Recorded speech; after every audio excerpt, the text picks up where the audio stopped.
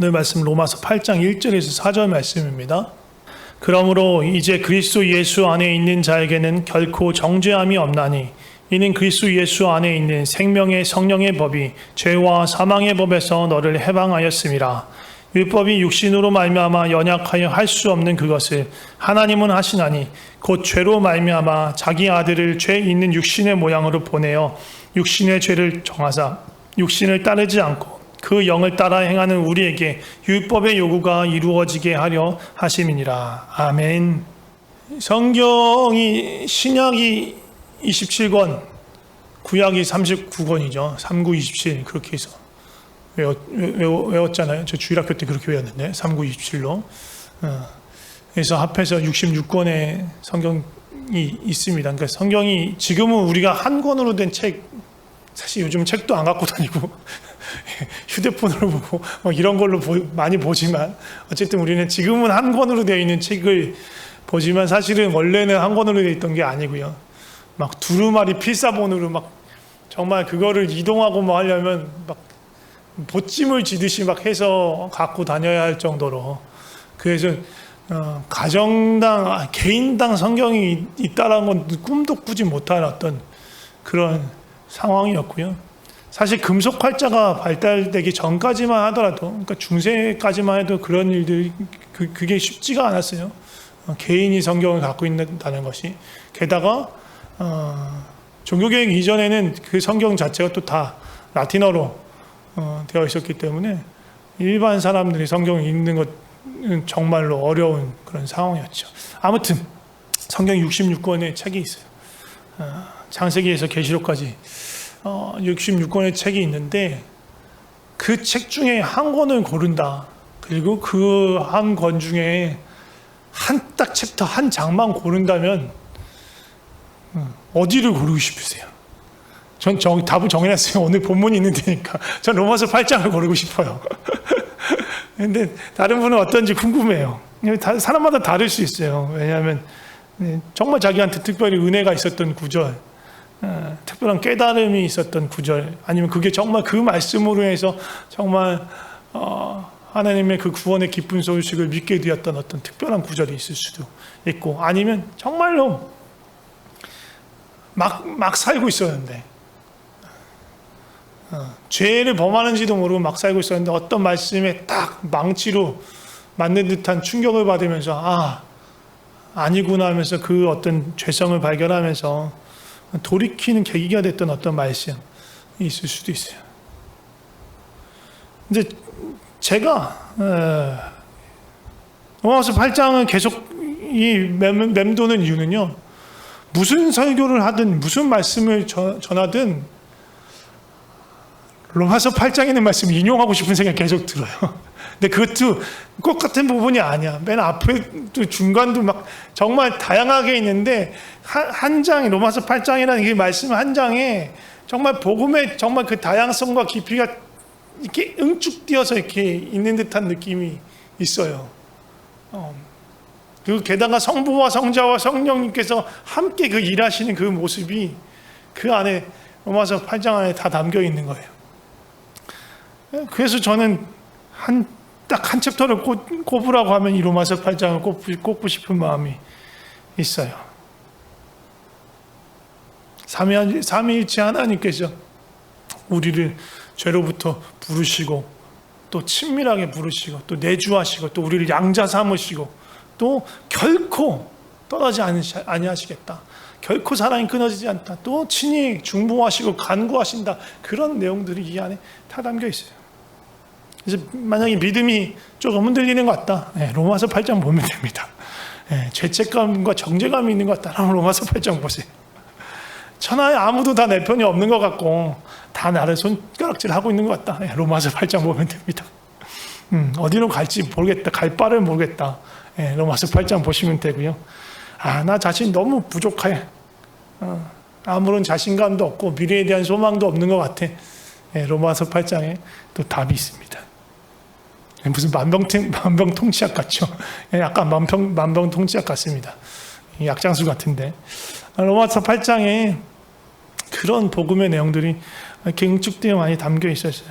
그래서 제가 자주 인용합니다. 다른 본문을 이야기할 때도 로마서 8장을 가져와서 설명할 때가 많습니다.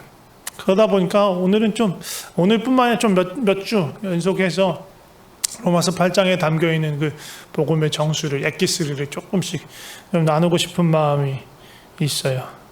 네, 로마서 이 8장에서 근데 다루고 있는 가장 중요한 이슈 중에 하나는 뭐냐면 정죄함이에요. 정죄함. 그리고 정확하게는 이 정죄함으로부터 자유함, 정죄함으로부터의 자유. 그게 큰 이슈 중에 하나예요. 그래서 오늘 본문 이 로마서 8장을 처음 시작하면서도 이제는 더 이상 정죄함이 없다. 예수 그리스도 안에 있는 생명의 성령의 법이 죄와 사망의 법에서 너희를 해방했다. 라는 그 말로부터 시작하잖아요. 그리고 사실 저는 지금 정말 좋아하는 구절이 로마서 8장 맨 뒷부분에 31장으로부터 시작하는 그 말인데, 거기에서도 마찬가지. 이제 하나님의 사랑, 어떤 것으로부터도 하나님의 사랑을 끊을 수 없다라고 말하는 장면인데, 거기서 뭐라고 말하냐면, 하나님이 우리 편인데, 누가 우리를 대적하고, 누가 우리를 고발하고, 누가 우리를 정죄하겠느냐. 하나님이 결단코 우리를 떠나지 않고 하나님의 사랑이 절대로 끊을 수 없어. 라고 얘기하는 거예요. 정죄함에 대해서 얘기하고 정죄함으로 끝나는 거예요. 정죄함으로부터 두려워하지 마. 그 얘기를 로마서 8장이 하고 있는데, 그 안에 그게 왜 그렇게 되느냐를 설명하셔서 그 복음 안에 있기 때문에 그런 일들이 있다라는 얘기를 하는 거예요. 제가 보기에는요, 로마서 1장부터 7장까지가요, 이 8장이라는 클라이막스를 위해서 이렇게 쌓아 올린 거예요. 하나씩. 요즘 말로 하면 빌드업 한 거예요. 이 8장을 터뜨리기 위해서 차근차근 딱딱딱딱 준비해서 이 8장에서 빵 터뜨린 게, 그래서 어떻게 보면 클라이막스라고 볼 수 있는 부분이 이 로마서 8장입니다. 그래서 이 클라이막스에 정상에 오르기 직전이 가장 고통스러운 거예요. 그래서 로마서 7장이 제일 고통스러워요. 보면서도 고통스러운 내용이 로마서 7장에 있습니다. 그래서 7장 얘기를 조금 먼저 하려고 합니다. 7장에서는 주로 무슨 얘기를 하냐면 율법에 대한 이야기를 합니다. 우리가 그리스도 예수 안에 있을 때 우리가 율법에서 죽었다, 더 이상 율법의 지배를 받지 않는다라고 일단은 설명을 해요. 근데 율법은 무슨 기능을 하느냐? 죄를 드러내는 기능을 한다. 우리 안에 있는 죄성을 발견하게 하는 일을 한다. 그러니까 다른 말로 하면 내가 죄인이라는 사실을 깨닫게 하는 일을 율법이 한다는 거예요. 그런데 율법 자체가 악해서 우리를 죄를 범하게 하는 게 아니고, 율법은 선한 것이고 거룩한 것이고 하나님의 책이고 하나님의 말씀인데, 그 율법이 하나님의 기준을 제시하니까, 하나님의 거룩함을 드러내니까 거기에 도저히 미칠 수 없는 우리 자신을 발견하게 되는 거예요. 율법을 몰랐을 때는, 율법하고 상관없이 지냈을 때는 그냥 내가 살아있는 것 같았는데, 율법을 알고 나니까 사실은 내가 살아있는 것이 아니라 죄로 인해 죽어있는 존재라는 걸 깨닫게 되는 거예요. 그게 너무 괴로운 거죠. 율법도 모르고 하나님도 모르면 그냥 죄 가운데서 그냥 죽어가는 거예요. 그냥 모르는 채로 죽어가는 거예요. 왜? 그런 거 있잖아요. 개구리를 제가 본 건 아니고 펄펄 끓이는 물에 넣으면 얘가 놀라서 도망가지 못할 것 같은데, 그런 우화죠. 근데 그럼 어떻게 하면 되느냐? 찬물로부터 넣어가지고 끓여가기 시작하면 얘가 스며시 끓어올면서, 얘가 또 변온동물이니까 이 체온을 주변의 온도를 감지를 잘 못하니까 끓는지도 모르고 죽는데요. 우리가 그런 형국이었던 거예요. 죽는지도 모르고 죽음으로 가는지도 모르고 죽음 가운데로 가고 있었던 게 우리의 모습이었어요. 신나게 죽으러 가는 거였어요. 그러니까 아무것도 모른 채로. 그런데 이제 하나님을 알고 선한 것이 무엇인 줄 알고, 또 계명을 통해서 하나님 뜻이 무엇인지도 알게 있는데 도저히 그걸 행할 능력이 안 되는 거예요. 로마서 7장의 이 곤고한 이 사람은요, 예수님 모르는 사람이 아니에요. 예수님은 아는 사람이에요. 예수님은 믿는 사람이에요. 믿었기 때문에 이 갈등이 있는 거예요. 예수님을 모르면요, 갈등이 있을 수가 없어요. 예수님을 모르면 아무것도 모르니까 괴로울 것도 없고 뭐 할 것도 없어. 하나님의 뜻에 따르고 싶은 마음도 없는 거야. 선하게 살고 싶은 마음도 없어요. 그냥 자기가 자기 뜻에 옳은 대로 그냥 사는 거예요. 근데 하나님은 아니까, 예수님은 아니까 그 안에서 갈등이 생기는 거예요. 아무리 계명이 있고 율법이 있다고 해도 그 계명과 율법 속에서 하나님의 마음을 발견해야지만 그 율법과 계명이 내가 죄인인 것을 발견하게 해줘요.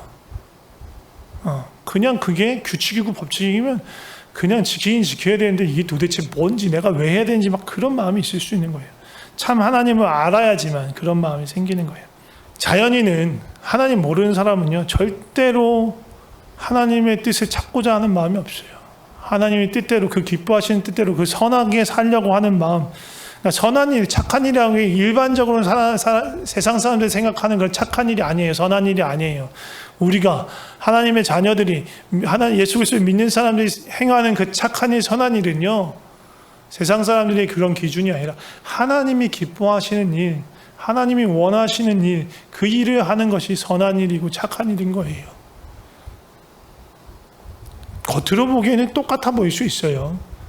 근데 그 마음의 동기가 다른 거예요.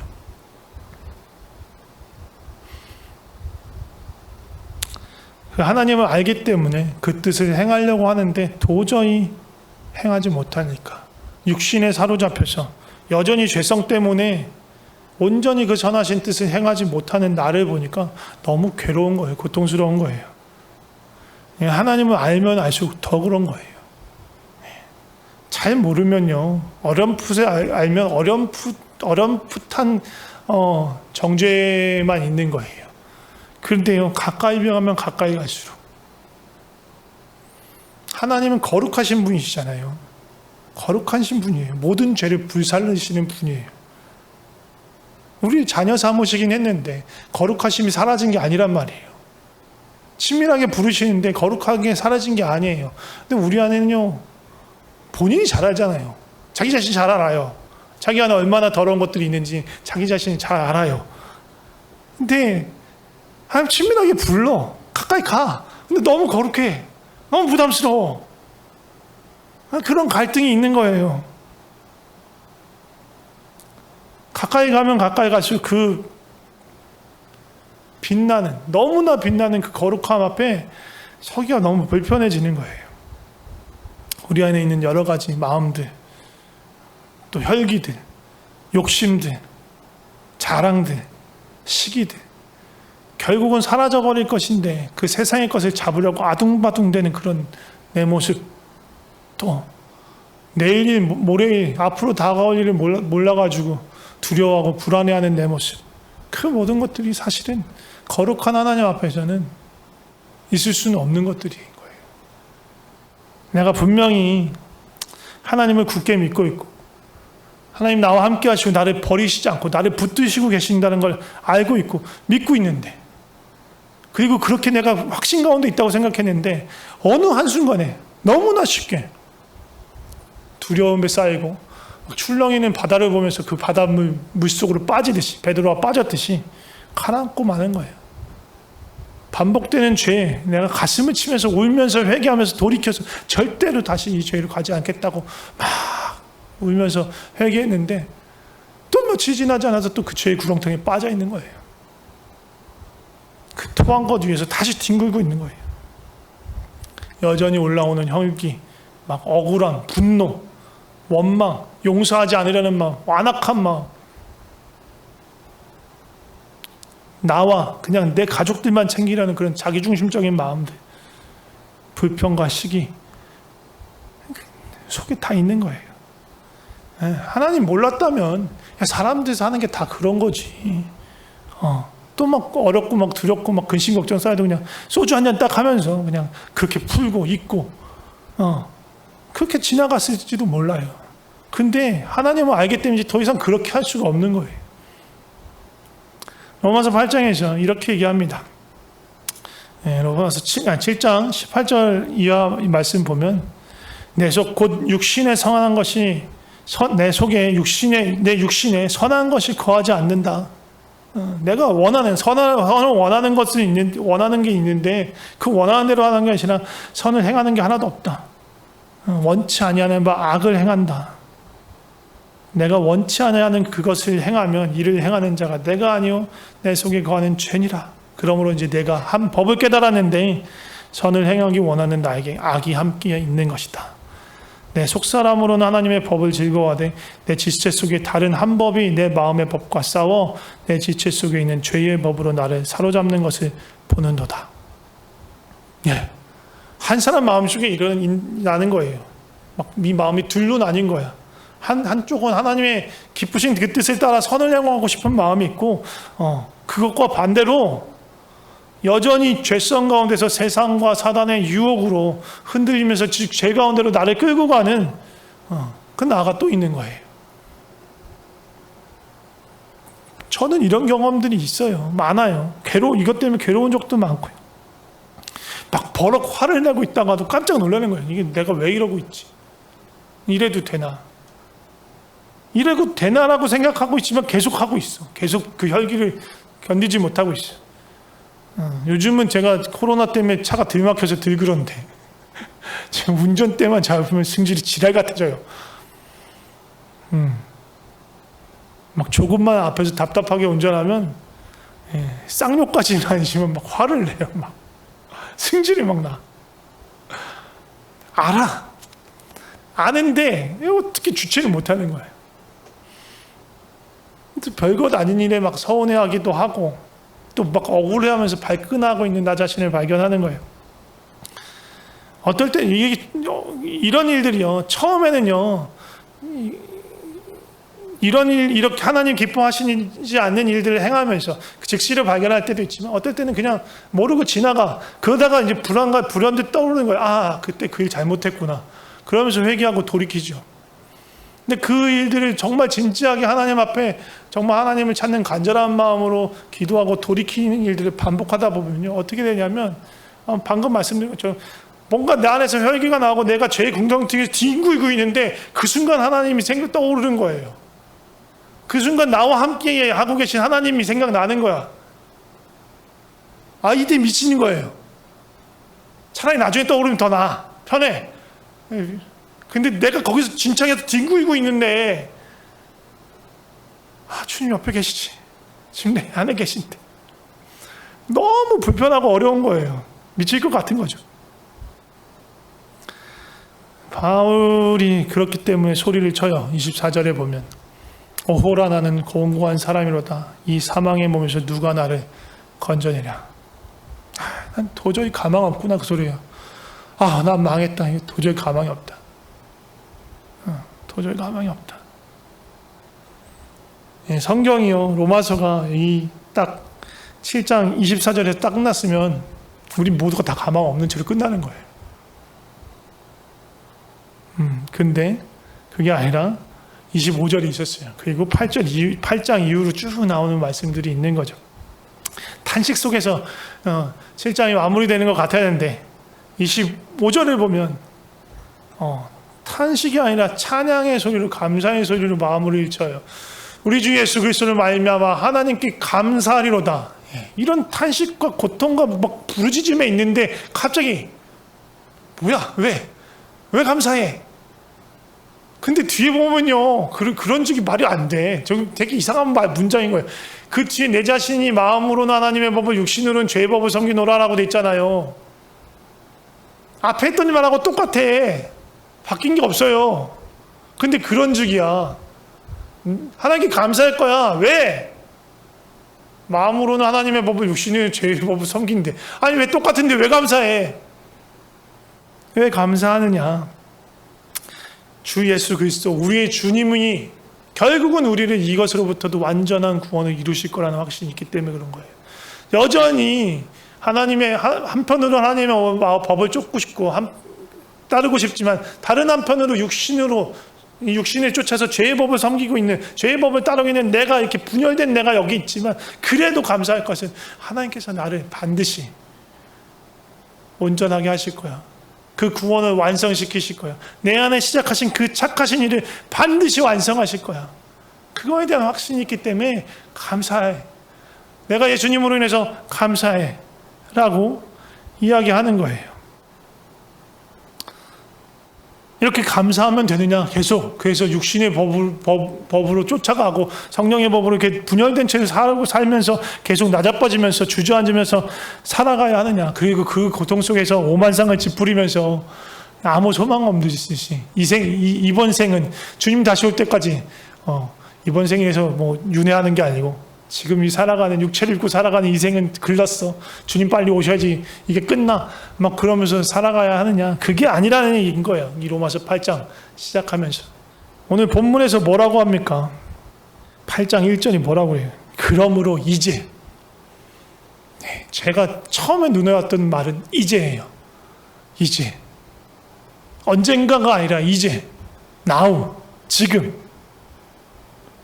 뒤에 말하는 정죄함이 없다, 해방하였다라는 이 모든 말이 지금 적용된다는 말이에요. 앞으로 적용될 게 아니라 예수 그리스도 안에 있는 자에게 결코 정죄함이 없고 그리스도 예수 안에 있는 생명의 성령의 법이 죄와 사망의 법에서 해방하였다. 언제? 이제, 지금.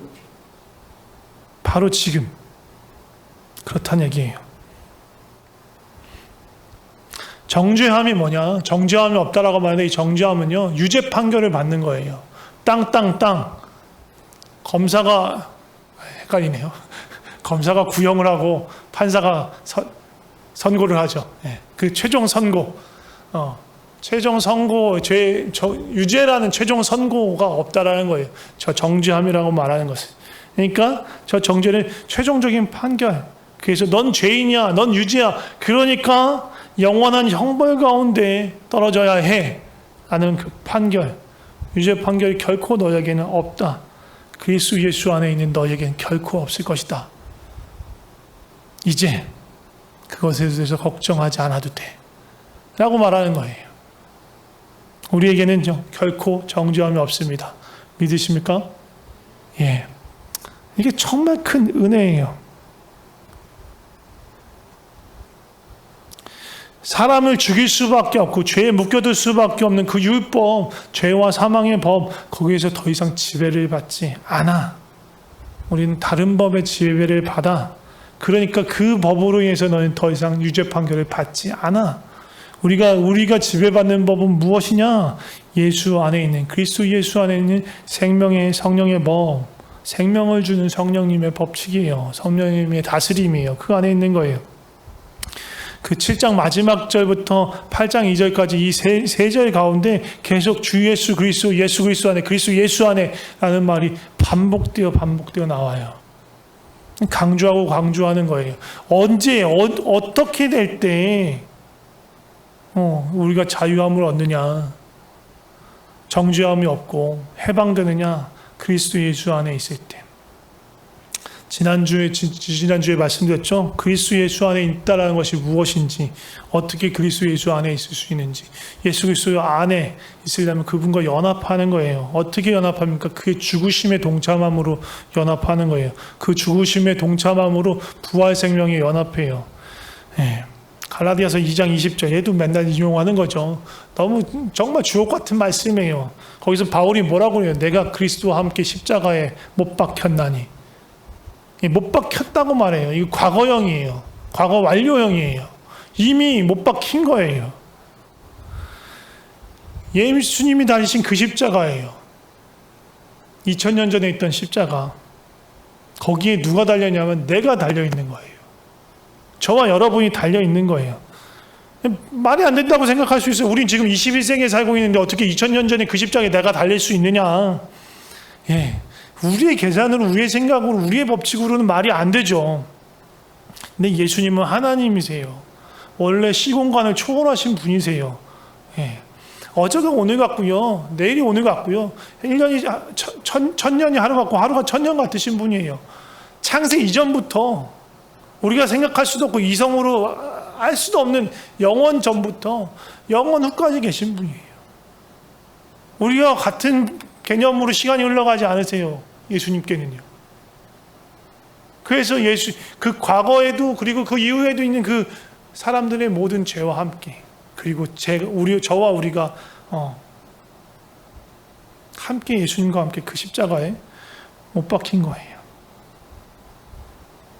우리가 모두 태어나기도 전에 아담 안에 있었어요. 아담 안에 있었기 때문에 아담이 죄를 범했을 때 그 죄가 우리 가운데로 연결되어서 온 거예요. 마찬가지인 거예요. 우리가 태어나기도 전이지만 예수 그리스도 안에 우리가 있는 거예요. 그래서 그 십자가에서 같이 못 박힌 거예요. 그렇기 때문에 그 예수님의 의가 우리에게 덧입혀진 거예요. 똑같은 원리인 거예요. 우리 21세기에 살아가고 있지만 우리는요, 동일하게 그 2000년 전의 십자가를 바라보면서 내가 거기에서 죽었어. 그 사실을 인정하고 내가 죽었어. 죄에 대해서, 세상에 대해서 죽었기 때문에 더 이상 죄와 세상에 대해서 반응할 필요가 없어. 난 죽었어. 그걸 인정하는 거예요. 그리고 오직 생명을 주는 그 성령의 법을 쫓아서 살아가는 것, 그게 부활 생명으로 사는 거예요. 예수님의 안에서 연합하여 사는 거예요. 예수님 안에 있는 거예요. 그렇게 예수님 안에 있으면, 생명의 성령의 법 안에 있으면 죄와 사망의 법은 더 이상 아무런 효력이 없고 그것을 위해서 우리를 정죄할 수 없는 거예요. 율법으로는요, 아무도 생명에 이를 수 없어요. 거룩함에 이를 수 없어요. 다들 아시죠? 네.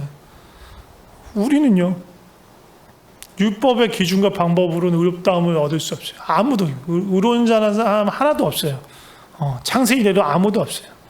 그 기준으로는 모두가 결국은 그게 그 법으로는, 그 율법으로는 정죄받고 심판받고 영원한 사망 가운데 가는 거예요. 율법의 요구를 우리가 이룰 수 없어요. 그런데 우리는 이룰 수 없는 그 율법의 요구를 대신해서 완성시키신 분이세요. 예수님이세요. 예수님은 율법의 요구를 완벽하게 완전하게 다 만족시켰어요. 우리는 우리 행위로 완전해 줄 수 없어요. 근데 예수님은 행위로서도 완전한 거예요. 사람이신 예수님이 완전한 행위로서 완전한 의인이 된 거예요. 그뿐만 아니라 율법의 요구를 우리는 지킬 수 없기 때문에, 완성시킬 수 없기 때문에 우리의 그 죄로 인해서 우리가 죽을 수밖에 없어요.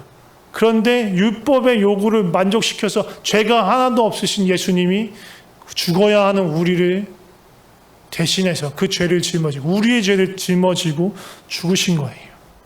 그래서 더 이상 그 율법은 우리에게 요구할 것이 없어진 거예요. 예수님 다 정산을 다 완료를 했어.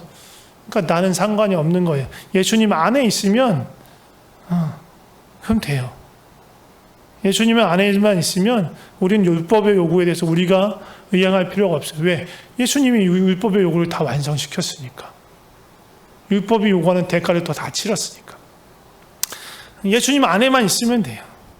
이게 이런 비유가 적절할지 모르겠는데, 필리핀에서는 잘 모르겠는데, 한국에서 고속도로 그 요금소 통행료, 톨게이트 지날 때 통행료를 내잖아요.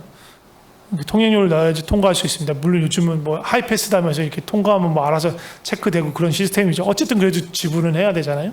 그런데 만약에 우리 고속버스를 타고 내가 여행을 해. 그럼 내가 통행료를 내나요? 안 내요. 내지 않아.